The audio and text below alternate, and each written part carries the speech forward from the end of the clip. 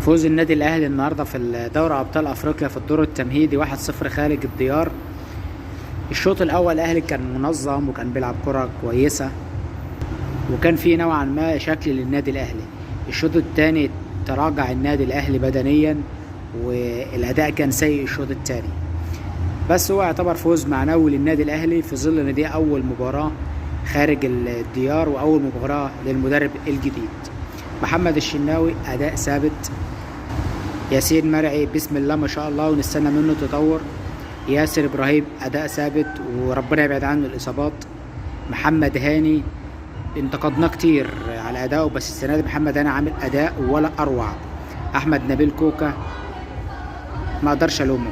الاهلي يحتاج الى باك شمال، الاهلي يتاثر فنيا لانه ما عندوش باك شمال. مروان عطيه اداء دفاعي ولا اروع، بس محتاج يطور يلعب ما بين الخطوط، وهو عنده الحته دي بس مش عارف ليه بيخاف يلعبها مع النادي الاهلي. مع المنتخب المصري بيلعبها حلو. محمد علي بن رمضان اداء ولا اروع الشوط الاول. الشوط الثاني تراجع بدنيا وكان اداء سيء. تريزيجيه مصعب الكرة على نفسه، الكرة بتجيله بتقف تحت رجله وبيختار القرار الاصعب، فبيؤدي الى سوء اداء النادي الاهلي.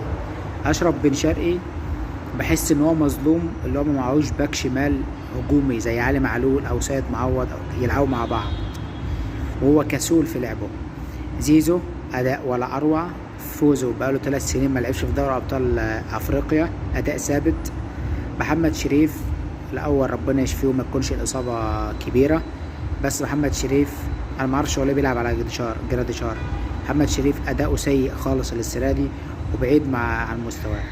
انا شايف ان المدرب الجديد واقف على الخط بيدي تعليمات، متابع الماتش، بس لسه مش هنحكم عليه من اول ماتش، محتاج على الاقل 7-8 ماتشات عشان نعرف المدرب الجديد اذا كان كويس ولا وحش. مكسب 1-0 يعتبر مكسب معنوي للفرقة، بس الاداء يعني متباين ما بين الشوط الاول والشوط الثاني. ان شاء الله التوفيق للنادي الاهلي في المواقع القادمة.